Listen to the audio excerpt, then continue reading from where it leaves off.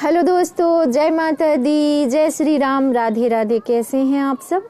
उम्मीद करती हूँ आप सब बहुत अच्छे होंगे। दोस्तों, आज का टॉपिक है एक गुस्सेल बच्चे का।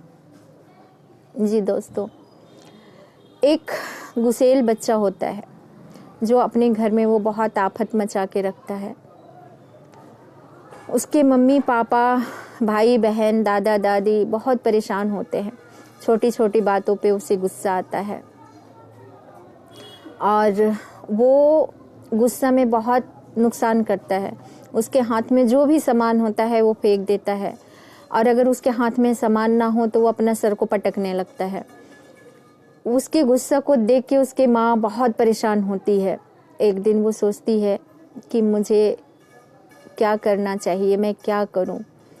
यहाँ तक कि उसको काउंसलिंग भी करवाती है, लेकिन वहाँ से भी उसको कोई फ़ायदा नहीं होता। फिर वो सोचती है अब मैं क्या करूं। फिर उसको ध्यान आता है कि जो मेरे बच्चे को ट्यूशन पढ़ाती हैं मैम, मुझे उनसे ही बात करना चाहिए। वो माँ जाती हैं उनके पास में, बोलती है मैम आप मेरा एक हेल्प कर दो। मैम बोलती है बोलिए कैसा हेल्प।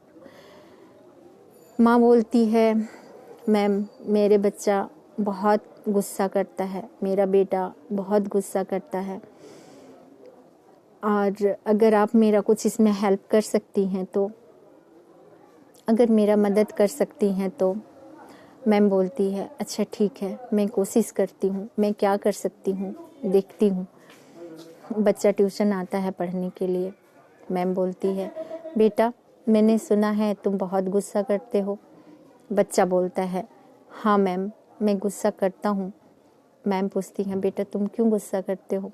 मैं गुस्सा करना नहीं चाहता मैम, पर गुस्सा हो जाता है, नहीं पता, मुझे बहुत गुस्सा आता है, और क्यों आता है मुझे ये भी नहीं पता। मैम बोलती है बेटा मैं तेरा गुस्सा ख़त्म करने के लिए कुछ तुम्हें टास्क दूंगी, तुम करोगे? बच्चे बोलते हैं हाँ मैं करूँगा, लेकिन अगर मैं जीतूँगा तो? मैम बोलती हैं कि बेटा जिस दिन तुम जीतेगा उस दिन मैं तुम्हें बहुत बड़ा प्राइज़ दूंगी। बच्चे को मन में लग जाता है कि मैम मुझे क्या प्राइज़ देगी। मैम बोलती है बेटा देखो ये टोकरी में कील रखे हुए हैं, और ये जो दीवार है ये सामने से नहीं, ये दीवार तुमको क्रॉस करके तुम्हें इसमें कील गाड़नी है। जब तुम्हें गुस्सा आए तो दीवार को क्रॉस करोगे और फिर तुम कील गाड़ोगे। वो दीवार क्रॉस करने में 1-2 सेकंड या 5 सेकंड या 10 सेकंड लग जाता था। तो बच्चा बोला अच्छा ठीक है। मैम को लगा ये 5 सेकंड 6 सेकंड ये थोड़ा आसान हो जाएगा। मैम ने सोचा कि इसे 5 मिनट का क्रॉस करने वाला ही दीवार क्यों ना दे दूं। वो दीवार 5 मिनट क्रॉस करने वाला होता है, घूम के जाके उसको कील गाड़नी होती है।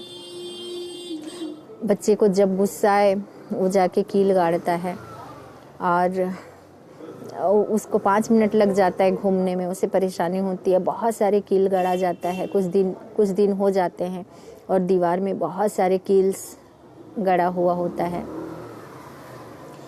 लेकिन एक दिन में 50 कील होता है, फिर 45 कील होते हैं, फिर 40 कील होते हैं, फिर 35 कील होते हैं, फिर 30 कील होते हैं, फिर 25 कील होते हैं, फिर 20 कील होते हैं, फिर 15 कील होते हैं। ऐसे ही करके उसका जो काउंटिंग होता है वो कम होने लगता है। बच्चे को थोड़ा थोड़ा राहत लगने लगता है, और उसे ये भी उलझन लगता है कि मैं गुस्सा क्यों ही करता हूँ, मेरा टाइम कितना वेस्ट होता है, इतना दूर मुझे घूम के जाना पड़ता है, फिर कील गाड़नी पड़ती है। इससे अच्छा अगर मैं गुस्सा ना करूं तो। उसके दिमाग में ये चीज़ आने लगता है कि मुझसे गुस्सा नहीं करना चाहिए। वो धीरे धीरे समझने लगता है कि मुझे गुस्सा नहीं करना चाहिए। एक दिन वो एक भी कील नहीं गाड़ता है और बोलता है मैम आज तो मैंने एक भी कील नहीं गाड़ा।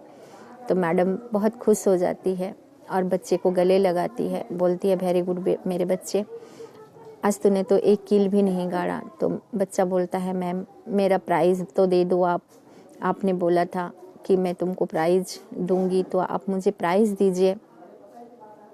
मैडम बोली बेटा थोड़ा सा रुक जाओ ना, फिर मैं तुम्हें प्राइज़ दूंगी। बच्चा बोलता अब क्या करना है मैम? मैम बोलती है बच्चे तूने ये दीवार से जो कील गाड़े हैं सारे उसको तो निकाल दो। ये दीवार देखो कितना गंदा लग रहा है ना। तो बच्चा बोलता है अच्छा ठीक है। मैडम सारा कील एक एक करके सारा कील निकलवाती है। कम से कम उसमें 100 से भी ऊपर कील गाड़ चुके थे वो बच्चे। फिर वो सारे कील एक एक करके निकालता है। बहुत मेहनत लग जाता है उस कील को निकालने में उसको। इसके बाद में बोलता है, सारे कील निकालने के बाद बोलता है मैम मैंने सारा कील निकाल दिया, अब आप देख लो। मैम बोलती है वेरी गुड मेरे बच्चे, तूने सारे कील निकाल दिए, बहुत अच्छे। बेटा इस दीवार में देखो ना कितने सारे, तुम्हें कुछ दिखते हैं क्या? बच्चे बोला नहीं तो मैम अब कुछ नहीं दिखता, अब एक भी कील नहीं है। मैम बोली बेटा कील तो नहीं है पर इसमें कुछ तुम्हें दिख नहीं रहा। बच्चा बोलता है नहीं मैम इसमें तो अब कुछ नहीं दिख रहे हैं। मैम बोलती हैं तुम थोड़ा ध्यान से देखो ना, ध्यान से देखोगे तो तुम्हें ज़रूर कुछ दिखाई देगा। बच्चा बोलता है ठीक है मैम। वो ध्यान से देखता है, वो दिमाग लगाता है कि मैम क्या बोल रही हैं देखने के लिए। तो बच्चे को बहुत छोटा छोटा हॉल दिखाई देता है, उसमें गड्ढा दिखाई देता है। मैम बोलती हैं क्या बेटा कुछ तुम्हें दिखाई दिया? बच्चा बोलता है हाँ मैम। क्या दिखाई दिया? मैम इसमें बहुत सारे गड्ढे हो रखे हैं। मैम बोलती हैं बेटा देखो इसमें जैसे तुमने कील चुभाया तो उसका गड्ढा हुआ ना, वैसे ही जब तुम गुस्सा करते हो, किसी को सताते हो, तुम कुछ फेंकते हो या अपना सर फोड़ते हो तो नुकसान तुम्हारा ही होता है, किसी और का नहीं होता बेटा। तो गुस्सा तुम करते हो तो सोचो कितना नुकसान होता होगा ना, तुम जिस जिस पे गुस्सा करते हो। बेटा हमारे रिश्ते बहुत नाजुक होते हैं, बहुत संभाल के रखने की ज़रूरत होती है, लेकिन हम ये चीज़ नहीं करते हैं। आप बताओगे मुझे आप सबसे ज़्यादा गुस्सा किस पे करते हो? बच्चे ने बोला मैम मैं सबसे ज़्यादा गुस्सा अपनी मम्मी पे करता हूँ, अपनी बहन पे करता हूँ, अपने भाई पे करता हूँ, और मैं अपने स्कूल में भी करता हूँ, अपनी बहन पे भी करता हूँ, और दादा दादी पे भी करता हूँ। मैम बोलती हैं बेटा ये दीवार को देखो कितने इसमें जख्म हो चुके हैं। बच्चे को समझ आ जाता है। मैम उसे एक बड़ा चॉकलेट निकाल के देती है, बोलती है बच्चा ये लो तुम्हारा प्राइज़ है। वो बच्चा सोचता है कितना दिन से मैं गुस्सा कर रहा था, मेरी मम्मी को मेरी मम्मी को कितना बुरा लगा होगा, मेरे मम्मी के दिल में ऐसे ही दाग हो गए होंगे, घाव हो गए होंगे। वो बच्चा जाता है, घर जाता है और अपने माँ से लिपट के रोने लगता है। बोलता माँ मुझे माफ़ कर दो, मैंने आपको बहुत सताया, बहुत तकलीफ़ दिया। आज मुझे रियलाइज़ हुआ कि मुझे गुस्सा नहीं करना चाहिए। दोस्तों इस कहानी का अर्थ यही है, वो बच्चा तो एक माध्यम है। दोस्तों हम जब अपनों से गुस्सा करते हैं, अपने अगल बगल वाले से गुस्सा करते हैं, ना जाने हम गुस्से में क्या क्या कह जाते हैं, हमारे शब्द पे नियंत्रण ही नहीं होता हमारा। तो आप सोचो कि हम कितने लोगों को कष्ट पहुंचाते हैं, कितना तकलीफ़ पहुंचाते हैं। हम अगर जब हमारा गुस्सा ख़त्म होता है, शांत होता है, तो हमें रियलाइज़ होता है, तो क्यों ना हम आज से ही सोचें कि हम गुस्सा ना करें। जो भी शब्द बोलें हम सोच के बोलें, क्योंकि कबीरदास जी का एक दोहा है ना, रहीमन धागा प्रेम की मत तोड़ो चटकाए, टूटे सो फिर ना जुड़े, जुड़े गांठ पड़ जाए।